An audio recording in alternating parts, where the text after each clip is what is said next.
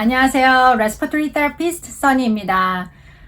우려했던 일이 벌어졌어요. 코로나 바이러스가 어린애들한테는 영향을 미치지 않는다고 여태까지 생각해 왔는데 지금 변종이 됐는지 어린이들한테 영향을 미치고 있습니다. 어저께까지만 해도 미국 전역에 82건의 케이스가 있다고, 어린이 괴질의 케이스가 있다고 보도가 됐었는데 오늘 보니까 밤사이에 그새 늘어서 100건이 넘는 케이스가 CDC에 보고가 됐습니다. 한국에서는 어린이 괴질이 유럽과 미국 동부를 강타하고 있다, 이렇게 기사 헤드라인을 봤는데 영어로는 Pediatric Multisystem Inflammatory Syndrome입니다. 처음에 이런 증상을 가진 어린 환자가 병원에 들어왔을 때 모두들 가와사키 병이라고 생각을 했대요. 근데 가와사키 병을 이해를 하시면 코로나 감염이 가와사키 병이랑 똑같은 거라는 걸 아실 수 있게 돼요.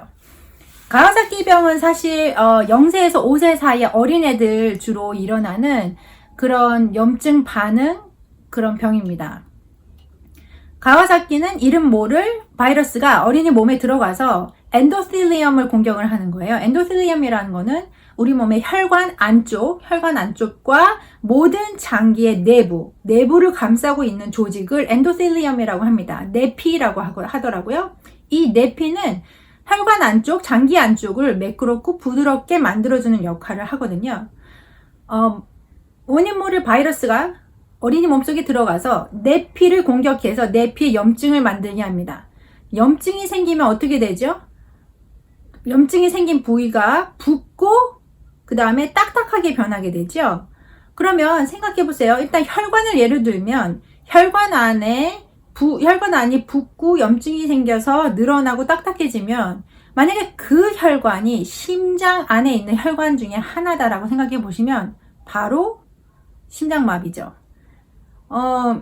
그래서 가와사키 병으로 진단받은 어린이들은 항상 심장을 잘 모니터해야 돼요. 왜냐면은 가장 치명적일 수 있는 그런 혈관이 바로 심장에 있는 혈관이거든요.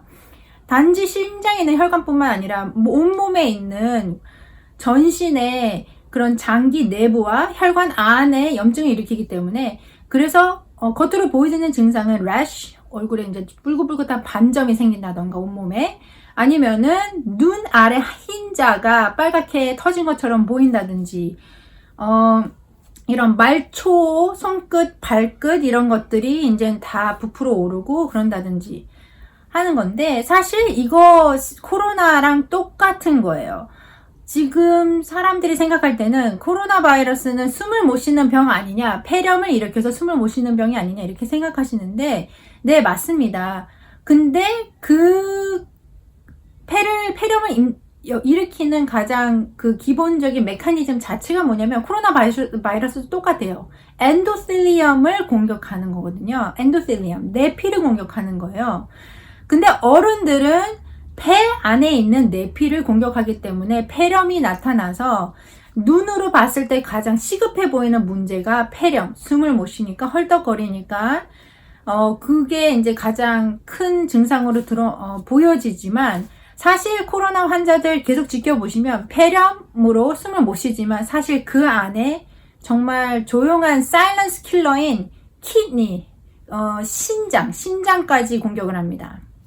그래서 코로나 환자분들은 처음에 숨 못 쉬어서 들어오시지만 서서히 심장 안에 있는 엔도텔리엄, 내피를 공격해서 신장에 다 염증이 생겨서 신장이 망가지시고, 결국 그리고 또 심장, heart까지, 내피까지 다 망가뜨려서 하트가 문제 생기고, 그 다음에 그런 모든 과정들이 사실은 우리 몸속에 있는 면역체계가 너무 처음 보는 바이러스를 보고 얘네가 너무 막 미쳐버리는 거예요. 우리 몸 면역체계가 이 바이러스 도대체 뭐지? 난 한 번도 보지 못한 바이러스인데 하면서 면역체계가 과잉으로 여러 가지 물질들을 내보냅니다. 그러면서 그러는 과정에서 혈전이 생겨요. 많은 혈전이 생기고 그 혈전들이 온몸을 돌아다니면서 혈관들을 막고, 그래서 스트로크, 뇌졸중도 생기게 되고 심장마비도 생기게 되고, 그 혈전이 돌다가 발끝에 맞게 되면 그 발끝에 그 피가 통하지 않게 되죠. 그러면은 많은 코로나 환자분들이 그 앰퓨테이션, 발 잘리고 손 잘리고 그런 것들 많이, 그러니까 말초가 많이 잘리시는 분들 많아요. 혈전 때문에.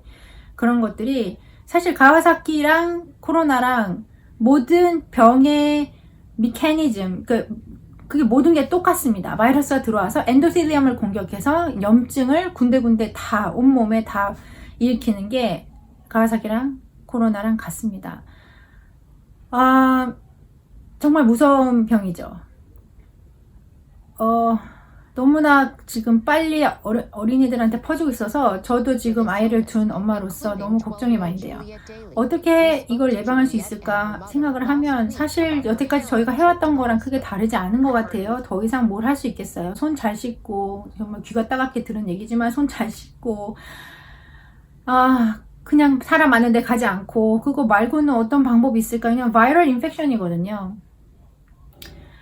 또한 이런 지금 얼마 전에 이태리에서 연구 발표가 났는데 코로나 이전과 이후에 가와사키 증상을 갖고 입원한 어린이들의 증상과 여러 가지 것들을 비교를 해봤어요. 그런데 가와사키 병 증상으로 입원한 코로나 이전에 입원한 환자들을 보니까 나이가 훨씬 어리고 그 다음에 열도 그렇게 많이 나지 않고 티피컬 전형적인 가와사키 병으로 보였다면 코로나 이후에 들어오는 가와사키 병을 같이 보이는 환자들을 통계를 내보면 나이도 훨씬 더 많고, 그러니까 그 에이지 스펙트럼이 옛날에는 어린애들만 걱정을 했다면 이제 코로나 이후에는 정말 막 13살, 14살 이런 애들도 다 걸려서 온다는 거죠.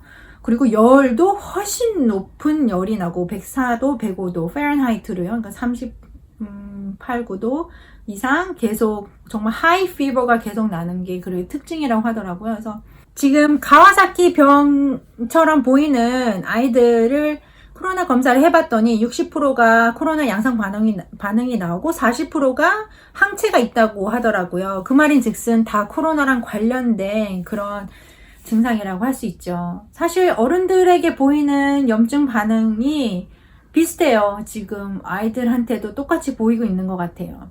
치료 방법으로는 항체를 주입하는 것과 그 다음에 에스피린 이런 거가 있는데 조기에 발견해서 치료하면은 치료할 수 있다고 그렇게 나옵니다. 그러니까 아이들 잘 관찰하시고 열이 나거나 배가 아프다고 하거나 설사 그 다음에 구토 이런 게 있고 어떤 래쉬가 보이면 반드시 소아과에 연락하시고 응급실로 가시는 게 좋을 것 같아요. 괜히 시간 지체하지 마시고.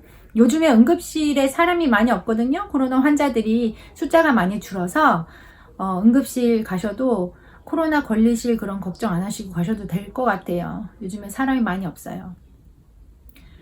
너무 지금 현재 병원이 코로나 환자들이 많이 감소해서 이제 좀 숨을 쉬고 일을 할 수 있다 이런 느낌이 들었거든요.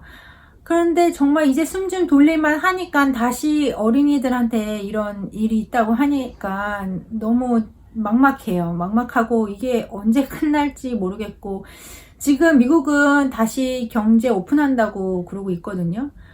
이런 상황에서 오픈을 해서 이게 얼마만큼 더 번질지 걱정이 되고 사실 굉장히 앞이 안 보이는 싸움 같아요. 그렇게 느껴져요.